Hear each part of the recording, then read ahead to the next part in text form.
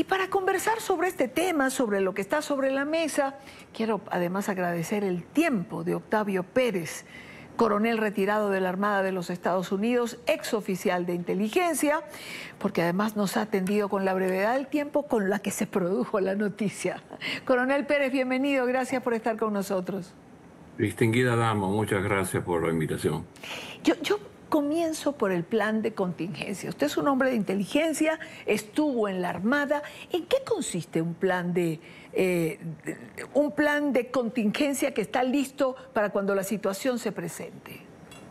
Bueno, primero ahí tienes que hablar de operaciones cívico-militares, tienes que hablar qué pasa si hay una implosión de poder, qué pasa si se van los 3 caciques mayores en Venezuela, quién toma control, cómo tú mantienes al pueblo informado. Ponte a pensar que lo que han hecho los chinos con los sistemas de informática, que han controlado los carnets de identidad, que tienen control sobre la disidencia, operando, que hay poca información en Venezuela. Te voy a decir una de las capacidades de un portaavión que la gente se le olvida. Durante el tsunami del 2015 en Indonesia, un portaavión tiene 2 estaciones de televisión, una análoga digital, tiene 2 estaciones de radio, tiene un hospital, puede abastecer a 60.000 casas con la energía nuclear, o sea, con electricidad. O sea, que un portaavión llega a las costas y puede establecer por lo menos, digamos, poner a María Corina en televisión, ponerla transmitiendo de una fuente de radio y coordinar con los elementos que queden, que se puedan trabajar, si hay fuerzas disidentes, si hay oficiales que no cooperan con el madurismo, para establecer algún tipo ¿cómo se llama?, de seguridad en lo que estos individuos, o sea, esto es en caso de la implosión de poder, que se fueran, que se van de momento y dejan el país en total caos. Acuérdate que hay un sinnúmero de pandilleros y motorizados que van a seguir haciendo lo suyo porque eso es lo único que saben hacer y se van a ver desesperados porque ya no tienen nadie que les pague, nadie que les sigue y saben que el pueblo se Claro. les va a virar. Así que la contingencia tiene que ver el día después de, Claro, ya sea... me hace recordar, coronel, que le hicieron a María Corina Machado justamente hace quizás 3 semanas, un mes, en un evento en Miami, si había un plan en las primeras 100 horas. Y recuerdo claramente, a María Corina le preguntaron cuál era el plan en las primeras 100 horas. Y recuerdo que dijo, entre 3 cosas que mencionó, la primera fue controlar el orden público, controlar las fronteras. Eso lo recuerdo, pero el orden público estaba en primer lugar. Claro que sí, porque en lo que tú puedes empezar a reabastecer aviones que vengan con suministros de comida, o sea, tú tienes que mantener el pueblo informado, que es lo más importante. Como te dije, el portaavión tiene estaciones de televisión y de radio en el cual un gobierno libre, dando instrucciones, dando directrices, no hagan esto, no hagan lo otro, si ven algún elemento motorizado manden un texto electrónico, proveen también con sistema satelital cobertura de informática, porque una cosa que vas a tener que hacer es eliminar las torres de Huawei.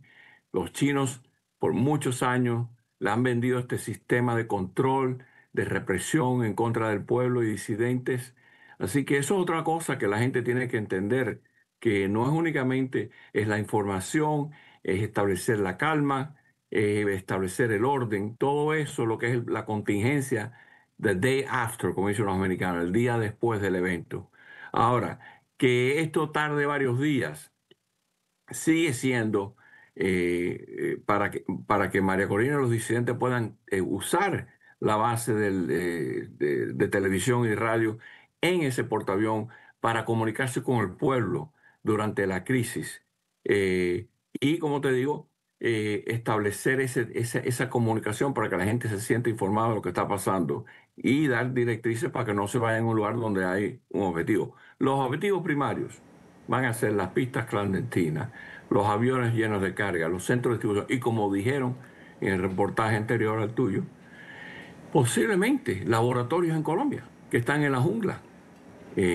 Con todo y que Petro se queje, por muchos años tú sabes muy bien que el Ejército de Liberación Nacional y los residuos de la FARC han operado sin impunidad, cruzando la frontera bajo la coauspición de lo que fue la Guardia Nacional de Venezuela y lo que es el Cartel de los Soles ahora, que son los que trafican la droga, que la llevan a esos aeródromos, a esas pistas clandestinas y lo Claro. mandan a Santo Domingo, lo mandan a Haití. Por cierto, una de las cosas que dijo Hegseth es que el 91% de los envíos por mar han disminuido desde septiembre. También, si oye los reportes que salen de República Dominicana, que por cierto durante el fin de semana le dieron permiso a los americanos usar sus aviones, sus ¿cómo se llama? Sus aeropuertos y pistas y, ¿cómo se llama? Puertos para sus embarcaciones, para este operativo. ¿Por qué? Porque ha incrementado la cantidad de vuelos hacia Santo Domingo con narcotráfico. Por primera vez incautaron más de 54 toneladas, cuando anterior era 4 toneladas el año pasado. Lo que está desesperado el régimen o el cartel de tratar de sacar droga, porque al fin y al cabo lo que sostiene al cartel, a Maduro, es el dinero de la droga. Así que eso es lo que es un plan de contingencia. Ahora, cosas, detalles importantes, por eso es que las noticias hay que leerlas todas. Adivina quién no va a estar por primera vez en 1999 en una reunión en la OTAN mañana. Marco Rubio. ¿Qué te está diciendo eso? Claro. Si Marco Rubio se queda en Casablanca o se queda en Washington, algo importante ocurrirá. Ahora, la fecha que tú hablabas, ¿cuándo fue la conversación con Maduro? ¿Fue el día antes de Acción de Gracia, que se celebra en los Estados Unidos el jueves pasado? ¿Fue el día después? ¿Fue el sábado? Él dijo varias veces que le di una semana. ¿Cuándo claudica la semana?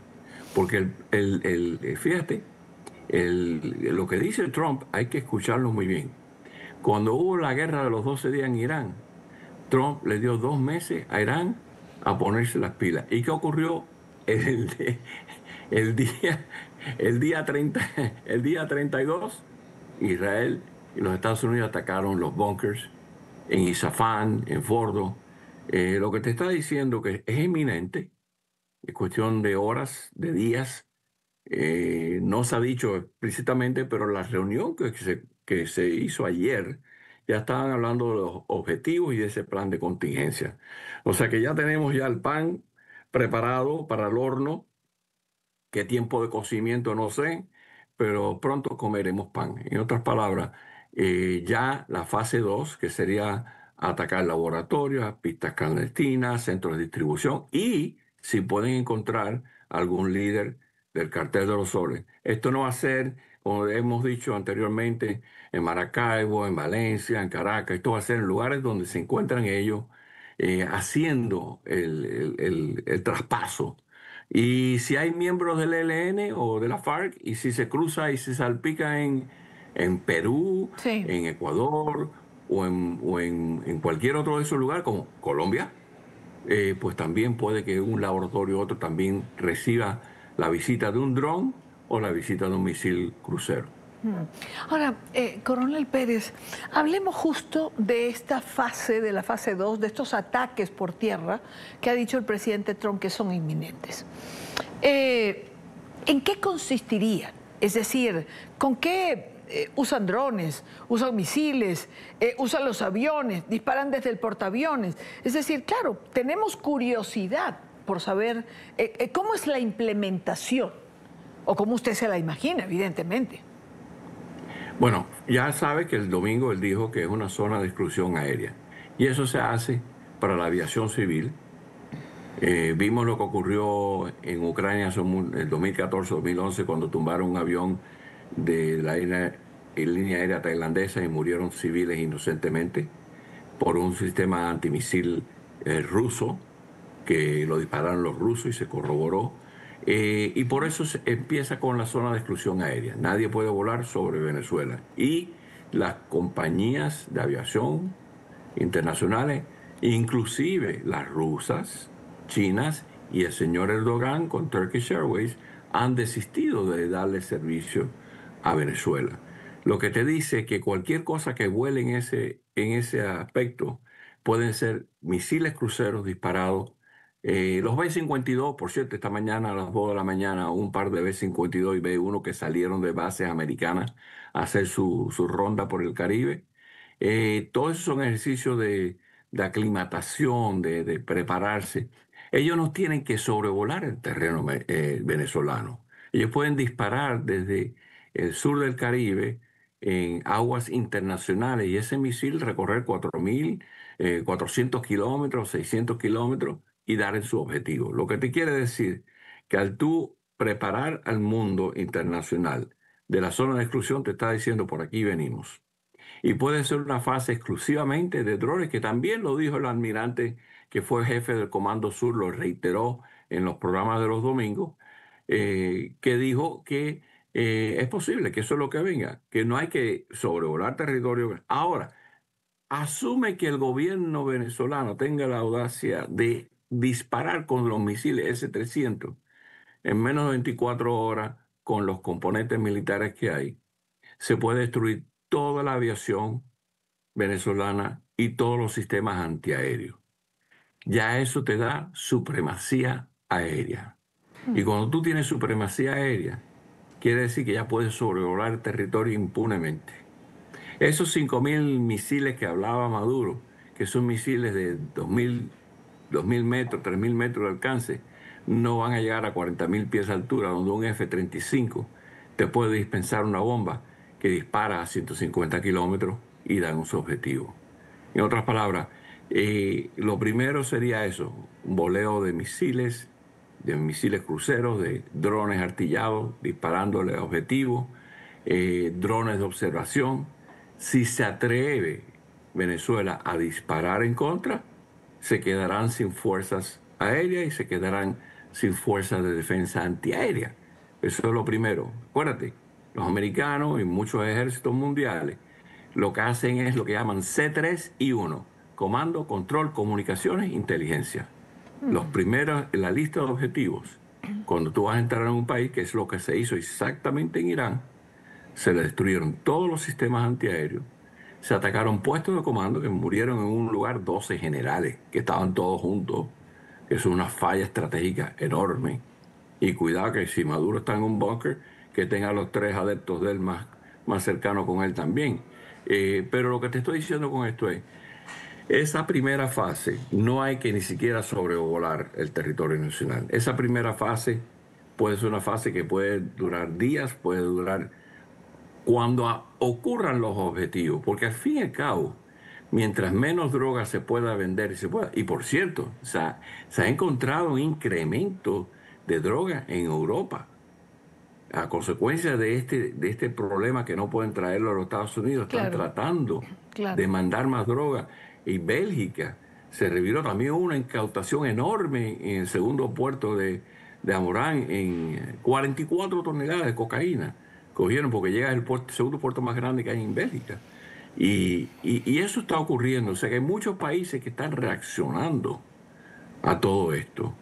Así que eso es lo que podemos esperar con la segunda etapa, y cuando claudique el gobierno, ya sea porque se fueron o porque se les dio de baja, hace falta esa contingencia donde vendría la ayuda, donde vendría a establecer el control, la seguridad pública, en lo que se establece el nuevo gobierno venezolano. Pues, coronel, le agradezco mucho el tiempo y las explicaciones. En momentos en que esto se anuncia, la gente quiere saber cuáles son las etapas, cómo funciona, qué puede pasar, qué no, y siempre es bueno informar. Es Octavio Pérez, coronel retirado de la Armada de los Estados Unidos, fue oficial de inteligencia. Dígame, que iba a acotar algo. Como te digo, esto no tiene periodo ni tiempo. No tiene fecha en el calendario. No tiene fecha en el calendario. Esto puede tardar días, semanas. En otras palabras, lo que sí Maduro, si coge consejo, es que coja vuelo. Porque si no, le van a ir quitando las fichas del tablero de ajedrez una a una, y entonces tendrá que tomar una determinación cuando a lo mejor es muy tarde para él. Así que eso, y no se crean que esto es un reloj de 24 horas, 48 horas. Esto viene y según se produzcan los acontecimientos, se les va dando de baja a las cosas que están ocurriendo. Pues muchísimas gracias de nuevo. Buena tarde para usted. Y a ustedes también.